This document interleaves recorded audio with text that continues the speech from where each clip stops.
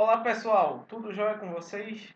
Hoje vamos dar início à nossa segunda parte da nossa aula 5, onde eu vou explicar agora o coração da nossa rotina, né, que é a parte lógica. Qual o raciocínio que eu utilizei para fazer a divisão da curva em partes iguais, para que eu possa colocar famílias, né, atribuídas a cada parte dessa, tá? Então vamos lá.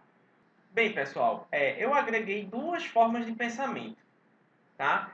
E eu vou logo direto para explicar como foi. Então vamos direto para o nosso bom e velho AutoCAD. Então o que é que eu fiz aqui? Eu vou reproduzir, eu vou fazer uma linha, tá? Vou pegar esse snap aqui para a gente ficar. Fiz uma linha de comprimento 100, ok.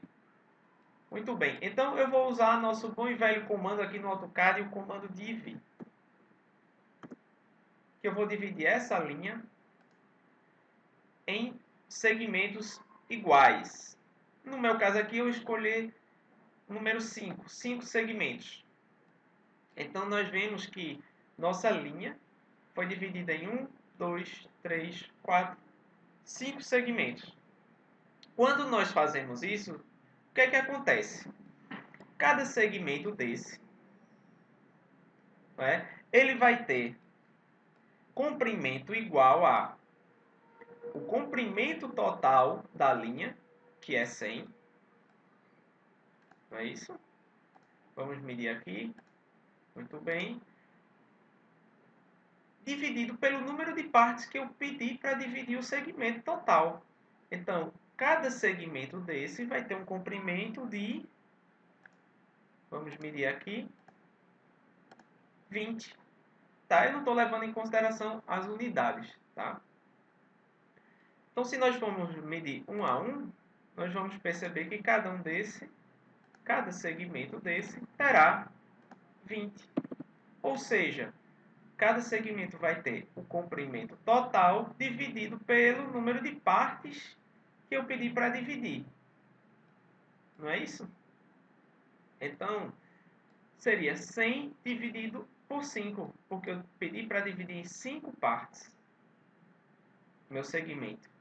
Tá? Então, a gente pode dizer de uma forma genérica que cada segmento desse aqui terá um comprimento dado por essa fórmula aqui, onde C é esse valor aqui, que é o comprimento total da minha linha, dividido por N partes. Vamos fazer um teste? Vamos agora pegar o mesmo segmento, o mesmo comprimento 100, tá? E vamos pedir para dividir em 7 partes. Vamos pedir um número quebrado. Muito bem, então dividiu aí 1, 2, 3, 4, 5, 6, 7 partes. E aí cada segmento desse vai ter um comprimento 14,2857.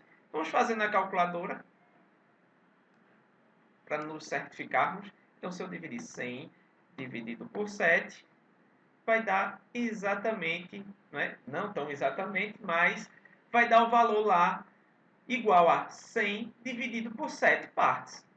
Tá? Então, o primeiro raciocínio foi esse. Vamos só colocar as cotas aqui, né?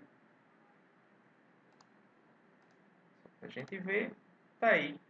Tudo bem que está um valor arredondado, não é isso? Mas todos eles vão ter o mesmo comprimento.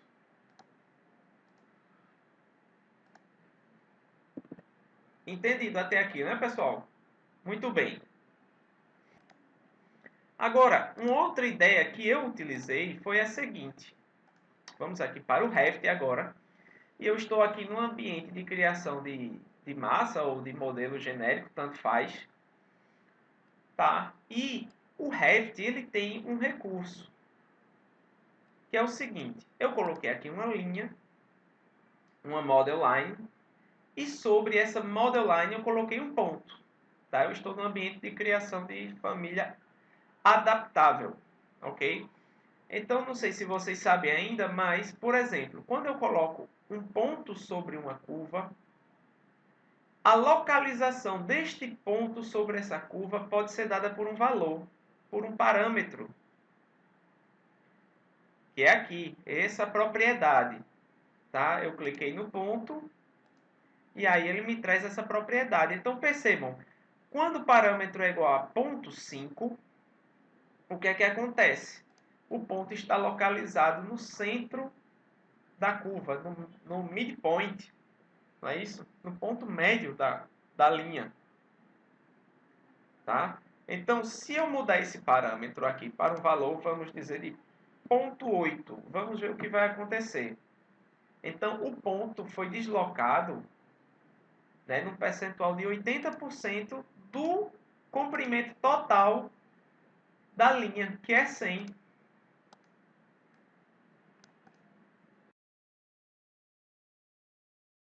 Então, tem esse recurso. Então, vejam que o Revit entende que isso aqui é o início e isso aqui é o final da linha. Tá? Isso poderia ser qualquer tipo de linha aqui. Então, esse ponto está caminhando sobre essa curva, né? A localização dele aqui pode ser dada por um parâmetro. Então, esse foi o segundo raciocínio que eu utilizei. E aí vamos ver como nós podemos transferir isso para o Dynamo. Tá? Só mudar aqui de novo, vamos botar aqui ponto 75, 3/4, não é isso? Então, vejam, como o comprimento é 100, fica numa relação aqui como se fosse 75%. Então, o ponto vai estar localizado a 75% do comprimento total da linha. Ok? Muito bem. Vamos agora para o Dynamo para ver como nós podemos transformar isso que nós falamos, esses dois raciocínios, numa coisa, no código aqui, né? Dentro do Dynamo. Muito bem. Lembra nas nossas videoaulas anteriores que eu gosto sempre de usar code block, né, para fazer tudo? Então vamos ver aqui com code block como nós podemos fazer isso. E aqui vai entrar agora nosso raciocínio das sequências, né, lá que nós explicamos em videoaulas anteriores. Então eu vou fazer o seguinte código. Utilizando lá o raciocínio dos parâmetros, eu vou chamar essa variável aqui de parâmetros 1. E vou dizer que ela é igual a 0. Eu vou querer uma sequência de 0 até n elementos, não é? Porque eu vou querer dividir a curva em n partes iguais, né? Incrementada de 1 dividido por n. Por que 1 dividido por n, pessoal? Vamos voltar lá no AutoCAD e vamos lembrar, não é? Que eu pego o comprimento total e divido por n partes que eu quero. Então, eu vou ter segmentos divididos em valores iguais, né? Então, mas por que eu não coloquei o comprimento total e sim eu coloquei n? Aí vem o nosso segundo raciocínio, porque aí eu quero parâmetro, eu quero um valor paramétrico, um percentual. Um valor percentual, tá? Então, por isso que eu coloquei 1 lá no nosso código, aqui no Dynamo, 1 dividido por n.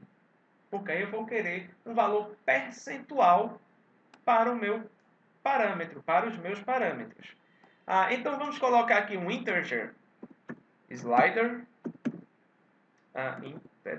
Integer. Muito bem. Vamos colocar aqui um slide inteiro. Ora, nós sabemos de antemão que nós não vamos querer 0 elementos. Nós sempre vamos querer um número inteiro de elementos. Então, no meu valor mínimo aqui, eu vou colocar 1, já para evitar futuros erros. Também não vou colocar valores negativos, obviamente, né, pessoal? Porque senão, como é que eu vou ter elementos negativos? Né? Eu quero quantidade. Eu quero quantidade. Então, aqui eu vou até renomear e vou colocar aqui quantidade de elementos. N. Muito bem. 100. Esse valor máximo aqui você pode definir o quanto quiser, tá? Não tem problema. Mas eu sugiro que o valor mínimo seja setado como 1. E vou ligar aqui na minha variável n para gerar a minha sequência. Muito bem, digamos que eu queira 10 elementos. Eu vou mandar executar e agora vamos ver qual foi o resultado. Tá? Então eu tenho 10 parâmetros gerados, todos eles espaçados de 1 dividido por n. Ora, quanto é 1 dividido por n? Quem é meu n? 10. 1 dividido por 10 é 0,1. Não é isso? Então, ele começou a minha sequência no zero com n elementos, tá? E o step de 1 dividido por n. Então, aqui eu já tenho todos os meus parâmetros, começando do 0 e indo até o 9. Por que eu estou utilizando parâmetros, pessoal? Porque mais na frente, por que eu utilizei dois raciocínios diferentes? Porque aqui, percebam o seguinte. Quando eu divido o segmento em 5 partes iguais, um segmento eu divido em 5 partes iguais, o que é que acontece? Eu vou ter 5 partes, mas eu vou ter 1, 2, 3, 4 pontos gerados. Eu vou ter 4 pontos gerados. Né? No meu código aqui, falando outra coisa, o nó, depois as famílias vão ser colocadas, né, por pontos. Eu vou dar um ponto aqui no Dynamo, eu vou gerar pontos, e as famílias vão ser colocadas em cada ponto que eu definir, porque tem um comando aqui que se chama family by point. Então, eu posso criar qualquer instância de família dentro do Revit a partir de pontos gerados aqui no Dynamo. Tá? E é o que eu vou querer. Então, eu vou precisar de pontos e não de segmentos. Então, o raciocínio no Dynamo requer isso, que nós pensemos lá na frente. No final do meu código, eu vou ter esse nó aqui. Para tal, eu vou precisar de uma família e vou precisar de pontos. E os meus pontos que eu vou querer, fazendo uma analogia com o CAD, seriam esses pontos aqui. Tá? Então, eu usei dois raciocínios, como eu falei. Tá? Então, vamos ver aqui os nossos parâmetros. 0, ponto 1, ponto 2. Então, eu tenho 10 pontos porque eu quero 10 elementos. Ok? Então, vamos testar aqui que nós já geramos, né, na aula passada. Nós estamos na nossa policurva aqui, né, gerada a partir dessa model line, dessas duas model lines aqui no nosso modelo dentro do Revit. Muito bem. Então, vamos atribuir esses parâmetros a essa curva. Para fazermos isso, nós vamos utilizar um nó chamado curve point at parameter. Tá? Então, o que é? É um ponto a um parâmetro. Então, esse nó precisa de uma curva, e nós já temos aqui nossa curva, e aí é onde vem a explicação por que eu usei polycurve, né? Para utilizar neste nó aqui. Porque se eu colocar curvas em separado, ele vai entendê-las como tal, e aí ele vai gerar parâmetros individuais para cada elemento, mas eu quero esse conjunto de curvas. Né? Então, na verdade, eu gerei uma policurva, né, a partir das curvas lá selecionadas. Muito bem, vou ligar aqui ao parâmetro e vou mandar executar. E estão lá nossos pontinhos.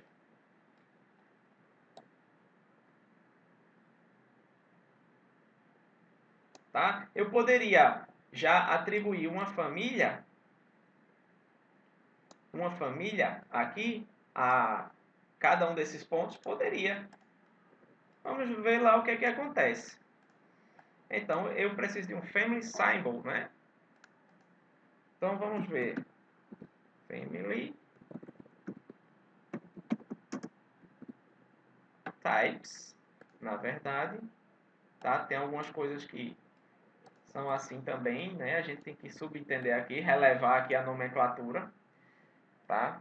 Eu vou escolher lá o meu post, que é a minha street light, tá? Então eu tenho lá a minha família do meu postzinho, vou mandar executar. Muito bem, concluído. E estão lá nossos posts. Muito bem, já estão lá nossos posts, né, colocados. Vejam como é simples, tá? Então, distribuir sobre uma linha. Depois eu posso apagar essas linhas, se eu quiser, né? Elas só estão servindo de guia aqui para que o Dynamo execute a rotina e distribua esses posts sobre essas curvas, né? Sobre essas linhas, tá? Só que, pessoal, tem um probleminha aqui. Eu não sei por que esse problema acontece, tá? Eu só sei que ele acontece e eu consegui uma maneira de resolvê-lo para mostrar para vocês. Porque é o seguinte, seria óbvio nós pensarmos que os postos estariam espaçados igualmente, não é? Já que nós temos uma curva única, né, uma linha, né, única gerada a partir dessas duas, e nós temos os nossos parâmetros lá iguaizinhos, né? Nós geramos nossos parâmetros aqui todos direitinho. Aqui, né? Nossos parâmetros. Então, é de supormos que estariam todos divididos igualmente, mas acontece que eles não ficam. Quando nós usamos com várias curvas, não ficam, então não precisa nem eu medir, né, pessoal? Aqui nós já percebemos que eles estão espaçados de uma forma e aqui de outra. E nós não queremos esse resultado. Então, o que é que acontece? Como foi que eu resolvi? Bem, foi o seguinte. Então, ao invés de eu utilizar este nó, tá? Eu não fiz isso. Então, nós vamos descartá-lo. Eu usei este nó aqui. Point at distance. Ou seja, pontos a uma distância. Tá? Então, eu tenho lá minha curva. Só que agora aqui eu tenho parâmetros. Eu tenho parâmetros. E aí, como é que eu vou converter esses parâmetros em distâncias? É muito simples.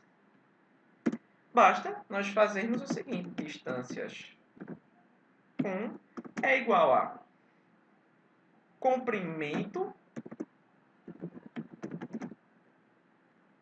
vezes parâmetros 1. Então, eu criei uma nova entrada aqui. O que foi que eu fiz? Eu vou multiplicar o comprimento total da curva por cada parâmetro. Então, suponhamos que eu queira saber esse ponto 5 aqui. A que distância ele vai estar na curva? É muito simples, pessoal. Vamos lá. Suponhamos que eu tenho uma curva de comprimento 100 e eu vou multiplicar por 0,5. E aí ele vai estar a 50, né? Não importa a unidade, aqui não estou levando em consideração a unidade. Então ele vai estar a 50 unidades de distância do ponto inicial. Basta que eu multiplique o parâmetro, que é um percentual, pelo comprimento total. E aí as minhas distâncias agora vão ser essas. Eu vou usar distâncias e não parâmetros. Eu vou mandar executar. E aí vamos ver aqui. Exatamente, né, pessoal? Deu erro. Por quê? Porque aqui está saindo nulo. Né? Nulo. Por quê? Eu não forneci meu comprimento. Quem vai ser meu comprimento? Vai ser o comprimento dessa curva aqui. Tá? E aí eu tenho um nó que me traz isso. Que me traz esse dado que eu preciso, que é esse aqui. Tamanho da curva. Quem é a curva? Essa aqui. Quem é meu comprimento? Vou fornecer aqui agora. E aí vou mandar executar. E aí a gente vai perceber agora, né? Então já percebam aqui, já dentro do Dynamo mesmo, a diferença. Né? Agora ele colocou igualzinho. Vamos lá no Revit.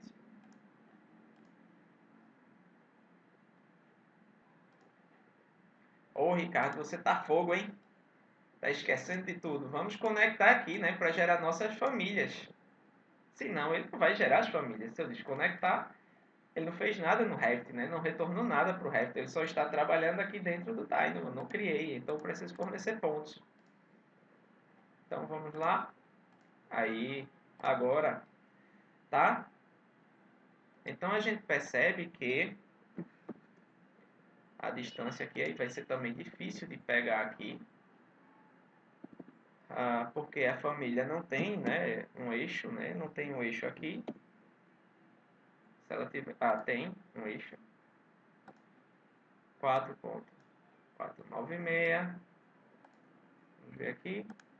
Agora sim, né, pessoal? Tá? Esse comando aqui da fita métrica só vai funcionar porque eu estou numa reta, né? Numa linha reta aqui. Então aqui já não vai dar certo. Se eu for medir de um eixo desse para esse outro aqui, obviamente vai dar uma distância diferente. Mas nós estamos medindo a distância sobre a curva. Sobre a curva. Tá? Então está lá. Nossa curva dividida em partes iguais. Mas aí o que é que acontece aqui ainda? Vejam que ele criou 1, 2, 3, 4, 5, 6, 7, 8, 9, 10 elementos, mas ficou faltando do final aqui.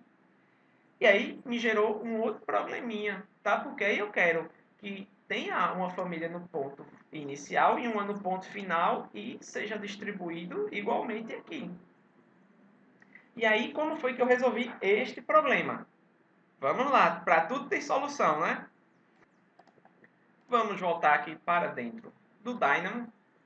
E aí a gente percebe que vamos trazer aqui nosso comprimento total da nossa curva. 44.964. Mas só foram criados pontos, né, até esse comprimento aqui. Até essa distância na curva. Tá? Não foi criado no final. No final. Então, eu vou usar o seguinte comando aqui. O seguinte nó. Endpoint. Curva, né? Se eu pegar esse aqui, ele vai pegar de cone, né? Nós temos que usar o endpoint relativo ao elemento base que nós estamos utilizando. Então, vamos ver lá. E agora foi criado um ponto no final da nossa curva. Ok, foi criado um ponto no final da nossa curva. Está lá. Só que aí, o que é que acontece? Parece que não vai ter fim, né? Mas vai ter. Programação é assim mesmo, tá? Nós temos que ir dando as soluções da melhor forma, tá? Essa foi a que eu pensei. Obviamente, você pode pensar em outra forma melhor de fazer aí, em casa, tá? Não tem problema nenhum. Então, vamos lá. Foi criado um ponto. Só que aí, o que é que acontece? Agora eu estou com 1, 2, 3, 4, 5, 6, 7, 8, 9, 10, 11. 11 pontos, tá? E aí, o que é que eu faço? É muito simples. Qual foi a solução? Eu vou descontar. Eu quero 10 elementos, tá? Meu nó de entrada é esse. Eu não quero modificar isso. Eu não quero colocar 9 aqui para que eu tenha que ficar descontando esse. Então é muito simples. Basta descontar já aqui no meu próprio código. Eu vou colocar aqui n menos um elemento, que vai ser gerado aqui, porque o outro já está sendo gerado, o último, né, ponto está sendo gerado aqui por fora. Dividido por n menos 1 também. Muito bem. Tá? Então, agora eu vou mandar executar novamente. Vou desligar aqui só para nós observarmos dentro do Dynamo mesmo. Vou mandar executar. Então, percebo que houve uma redistribuição dos pontos. Agora eu tenho 1, 2, 3, 4, 5, 6, 7, 8, 9, 10, como eu queria. Então, eu dei entrada aqui em elementos, para que eu não tenha que ficar raciocinando isso, né? Sempre está descontando aqui. Então, eu criei já essa solução aqui no próprio código. Porque o meu último ponto está sendo gerado por um nó à parte. Aqui. Tá? Então, agora, para nós criarmos nossas famílias, nós temos agora dois nós. E aí, como é que a gente faz agora? Eu só posso entrar com um aqui. Como é que a gente faz para juntar esse com esse? Tem um nó chamado list create, e esse também vai ser muito utilizado, que eu posso criar listas. Muito bem.